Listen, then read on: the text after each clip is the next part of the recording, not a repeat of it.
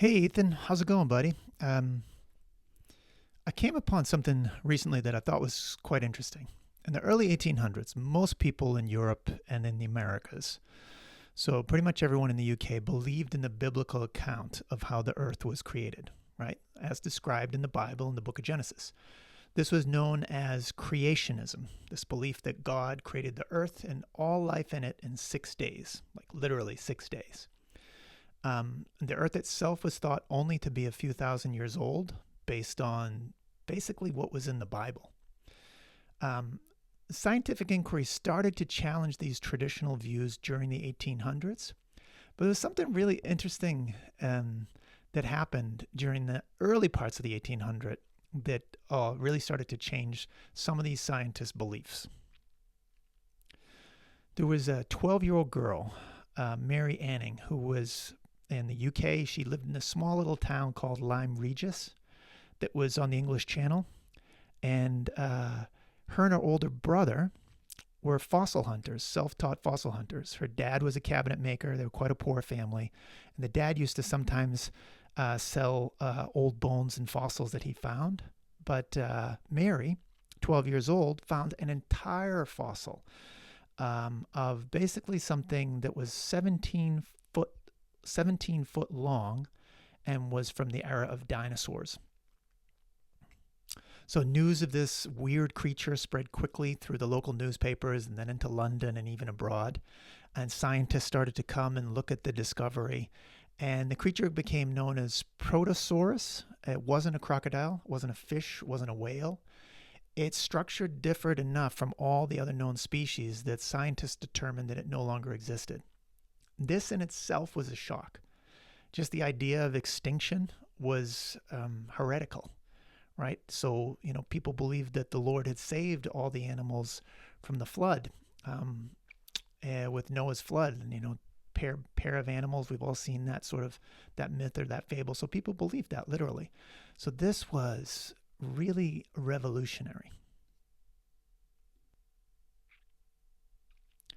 So the discovery of these fossils and ancient bones of unknown creatures, this new knowledge of the earth and its prehistoric inhabitants, it collided seriously and persistently with Christian belief in the accuracy of the Bible. So Genesis, which is the book of the Bible about the beginning of the world, was perhaps not a factual account of how the world began. That was very controversial at the time.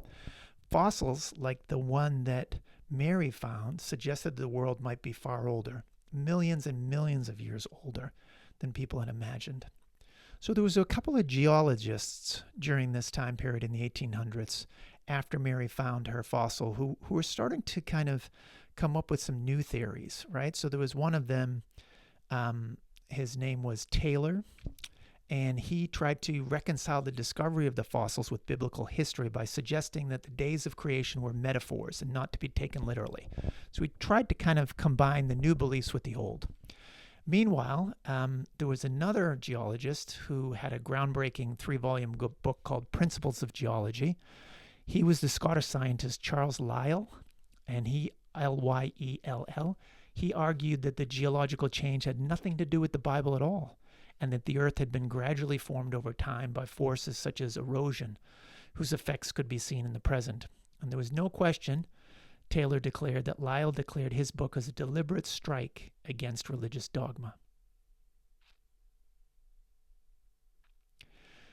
As the 1800s progressed, more and more people began to question Genesis' account of creation.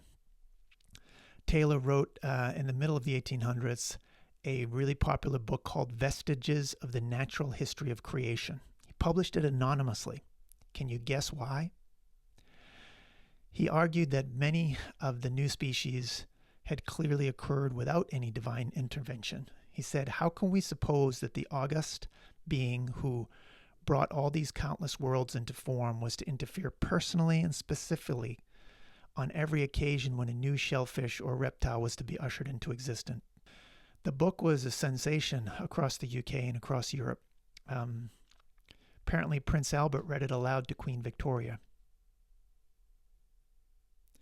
Yet anxiety remained. Most Victorians they were not ready to give up their belief that there was a central, divinely ordained place in the scheme of things for mankind, and that the earth was just a few thousand years old and that it was created in 6 days. That was very easy for them to believe. These new beliefs were very hard for them to wrap their heads around. But as scientists continued to make discoveries, the truth that human existence was possibly a fleeting blip in the history of the earth grew harder and harder to ignore, like the squeaks and groans of an old-fashioned wooden roller coaster inching its way to the top of a giant hill. So everything that I've read so far is from an article in the Atlantic magazine, online magazine, and it's called The Monumental Discovery That Changed How Humans See Themselves by Brenda Wineapple.